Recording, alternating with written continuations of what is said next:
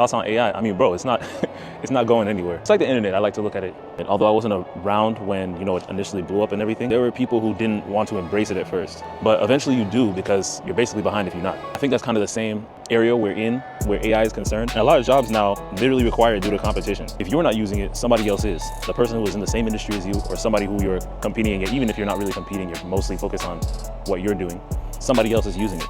It doesn't matter if you work in tech, entertainment, digital art, as an artist, whatever. AI is something that is not going anywhere. It's here to stay. And you have two choices really, to embrace it or push it to the side and continue to do what you're doing. And that's fine. But from a perspective of growth and keeping up with where everything is moving, you'll slowly fall behind, whether you like it or not. I became a lot more aware of it back in 2020 with ChatGPT and when that took off. Of course, a lot of controversy around the tool overall. I stay on the side of using it as a tool, because what I'm involved in, of course, is digital art, is e-com, is technology, cybersecurity, that kind of stuff. Working in that, music, all of that, modeling, acting, all those things, taking photos too.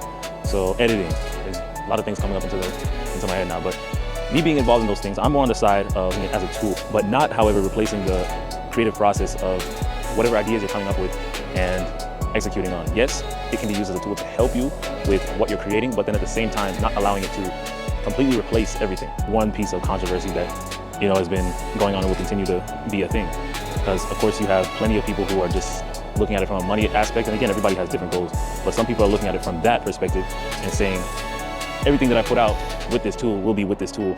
And now you get into the space of AI slop and just a bunch of random BS put together, and you're like saying to yourself, what the hell is this, bro? This doesn't even make any sense. But then these people behind the screen, or these teams behind the screens, are making hundreds of thousands of dollars off of something they put together in a matter of minutes, a matter of hours, in comparison to somebody who would do that same thing in real life, will take them much longer. It's where we're at right now, bro. Like I said, I stand on the side of using it as a tool, but not, however, allowing it to replace the creative process. So perfect example, about 2 years ago, give or take, when I started moving with the idea of pushing a story behind 𝗦𝗘𝗡𝗗 and deciding to develop it a lot more. You can't go wrong with organic work, right? As an artist myself, I could always agree with that, but then you take it to another level when you implement a tool or an assistant, as some people look at AI as, and it multiplies your ability to put out work at a pace that before you wouldn't have been able to by yourself, or you would have had to hire a team, and which in many cases, a lot of people don't have the money for that. Nowadays, I have a team that I pay actively to help in that process of putting things out, because if you take a look at the content I've put out, from whether it's motivational mindset content, or now we're building out a whole webtoon series, comic series, whatever you want to call it, the worlds of these characters and taking it from there. A lot of plans around after we finish the original stories where we want to take it from there, but got to start somewhere so people have something to relate to with these characters when we're posting content around them. And again, just building out the 𝗦𝗡𝗡𝗗, I would say, universe, and going that direction. But doing that as a one-man person, anything that you want to build as far as a business, most cases, you're not going to do it by yourself. So you need a team around that. So nowadays, I have a team of artists and animators who I'm actually paying to assist and get stuff out at a time frame that isn't so drawn out. And it allows me to do that stuff easier. But now we have another tool, AI, that we're talking about here, that you can now put into that and make things a whole lot easier, right? But back then I wasn't making nearly the cash I was now to flesh that out with the people I've been working with to flesh out some of these ideas. Or at least I would say at the speed I would want to. And now I have a tool that I'm already familiar with, because believe it or not, prompt engineering, a lot of people they look at AI and they say, let me just put in a bunch of blubberish and put a bunch of foolishness together and see what it comes up with. And when it spits out exactly the foolishness that you sent to it, that you prompted to it, you get upset and you're over here saying, dang, AI sucks, I don't know how to use it, and there's nothing special about it, when the problem is there's nothing special about how you're prompting the damn thing. So that is a skill in itself that a lot of people aren't really aware with. And sometimes you tend to forget, because you're working in technology, you're working with artists who are already leveraging the tool, not having it replace what they're doing, but leveraging it for what it can be used to help you with as far as your workflow and everything. You forget that generally speaking, people don't really know how to use this damn thing. As capable as it is, and as fast as it's been growing, and growing businesses and growing around all of us, really, you'd be surprised. The countless amount of repetitions that I gave myself back when I was figuring out AI and really just jumped onto it as soon as ChatGPT became a thing and I really saw how I could use the tool. Although back then it was nowhere near the capability as it is today. Saw it as what it was, saw what it could be used for, familiarized myself unknowingly with what prompt engineering was, and figured out the tool, figured out how I could leverage that to my advantage and to the business's advantage, and looking at it from a business perspective and how this thing can be leveraged. And nowadays it makes the whole process, from whether it's creating artwork from an idea perspective, creating ideas on top of the ideas that you have for yourself, or coming up with concept, coming up with experimental, different kind of stuff that you're not used to seeing, or stuff that would take much longer. We're talking about months possibly, or years sometimes, in creating certain ideas. Now we can do that with a whole tool, bro. And having the skill of understanding how to work with AI in itself, and now we're moving into a different space here with agentic AI and those kind of stuff, but having the skill of understanding how this tool can be used for your advantage, it's priceless, bro. It's priceless, honestly. You definitely can make the arguments about, you know, the cons and the negatives on using it. And, you know, I can definitely agree with some of them. Can see where some people are coming from that perspective. You also have to remind yourself, bro, guess what? When the internet came out, that was a thing, right? There were plenty of people saying the opposite about the negative impacts it could have. It was a huge thing. But at the same time, look at where we are today.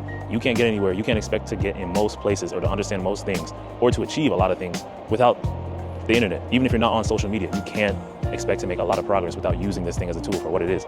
AI isn't going anywhere. It's continuing to advance, even to the point where we can all agree it's starting to get pretty scary when you look at Google's Nano Banana Veil 3, seeing how this stuff is developing, bro. And that's really just the surface of it. Because I was reminded that a lot of times when you look at this technology and how crazy it is now, imagine what the government or higher ups have access to. Because whatever we're seeing now from a public standpoint, I'm reminding myself, and I've seen people that kind of come to that realization too. Whatever we're seeing now, these people probably had access to it for years, bro, on a different level. So reminding yourself about that. In many cases, you can't even begin to comprehend where this stuff really is from a higher level, but we're not really necessarily seeing that, because again, we're just seeing what's available to the general public. How much has this stuff actually already advanced to? You know, but that's a different topic. At the end of the day, I would say I always stand on the side of balance and finding an equal point in between the two. I saw a really nice analogy, actually.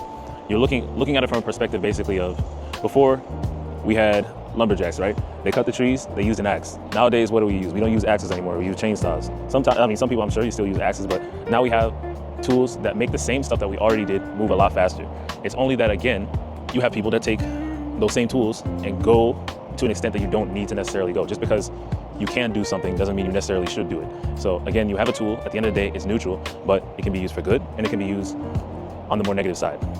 So, or for personal gain, to where you don't really care about what the negative impacts are. But also being aware of the best practices for long-term effects, right? Because, you know, we talk about environmental effects and how that affects, you know, external factors long-term, but keeping that shit regulated to an extent, basically. Keeping everything regulated to an extent and not letting stuff get out of control to where you can't even keep up with how things are moving at that point. So I'll give you another example, right?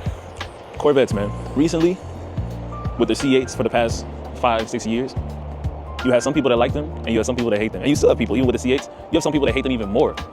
And you have some people that love them, right? And me from where that's concerned, I grew to like them more from the C8s, giving that more exotic look. But you have some people that dislike them for the reason that it's a fake supercar, and I'm talking about from the Z06 up, because the Stingray, I know without a doubt hasn't really been as controversial just from a performance perspective. But again, the example I'm going for with this, you got supercar owners who own a Lamborghini, they own a Ferrari, Aston Martin, they own a nice collection of cars, and they also happen to own a Z06 or a ZR1 or whatever, right? And you have some of those people that consider that car to be a supercar, but then at the same time, you have other supercar owners that will look at that same vehicle and say, trash, bro. That is never a supercar, that would never be a supercar or whatever. And it kind of goes back to the classification and how you view certain things. You have two people that are in similar tax brackets, but have two complete different views on the same topic, on the same vehicle. But at the end of the day, bro, who's right and who's wrong? You could be arguing it either way. So I would say that's a perspective I like to look at it, similar to the analogy I was making last time. Bro, you got some people who are successful on similar levels, but look at things differently. But do they hate each other? Do they dislike each other? Probably not, bro. Because, you know, I know AI is a much more serious topic, but this is just another example that, you know, some people will like something, other people will not like it. But the problem is when you can't have an opinion because, oh, you don't drive said, you can't afford a higher trim of this model, so your opinion doesn't matter. But you have people who can afford much more than you, who actually like the same car that you're bashing, right?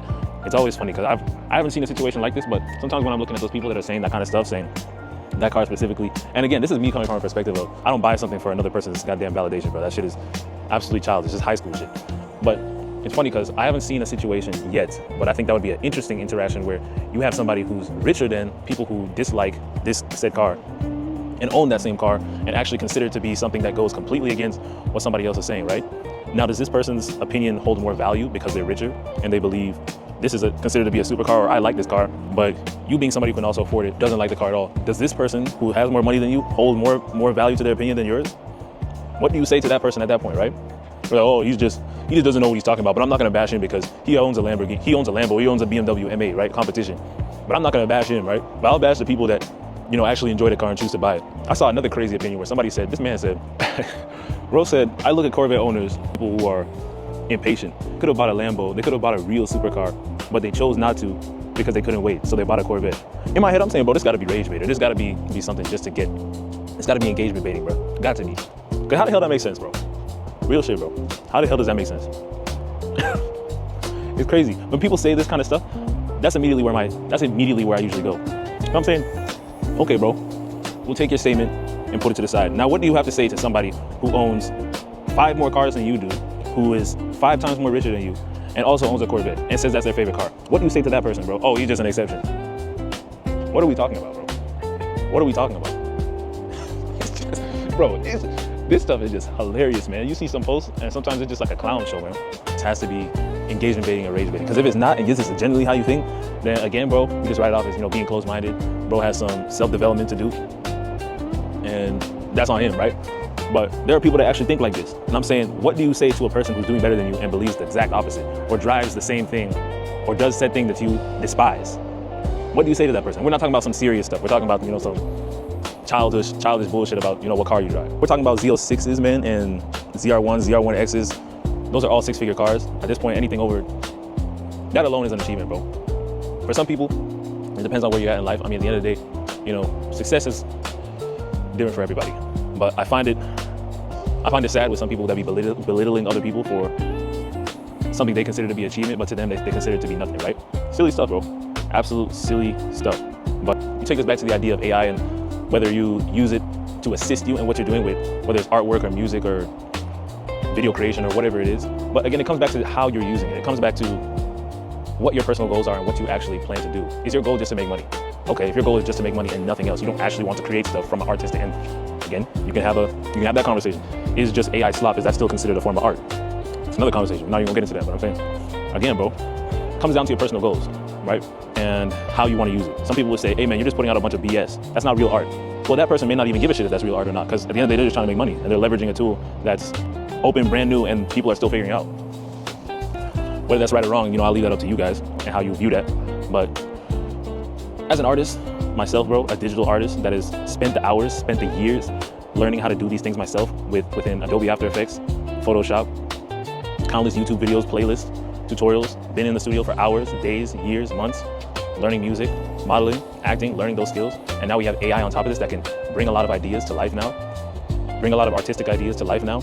Using that as a tool, bro, I say you'd be silly to not use that stuff to your advantage. I say you'd be silly to not use that stuff to your advantage. It's a different conversation if you're somebody as an artist that, you know, takes that stuff seriously and allowing AI to just completely take over your work. I think at that point, yeah, I wouldn't view that in a good way, because now you're completely replacing the artwork that makes you you. Now you're completely taking out the human aspect of it, of what makes something unique to you, and you're just throwing it away with AI. Using it to your advantage, I think is a different story, bro. I think that's something that can be done. So that's, again, in many cases, I stay on the side of balance with stuff, bro. This is a tool that will go as far as you want it to in many cases. My stance is you got to know how far you should be going. Because you can, doesn't mean you should.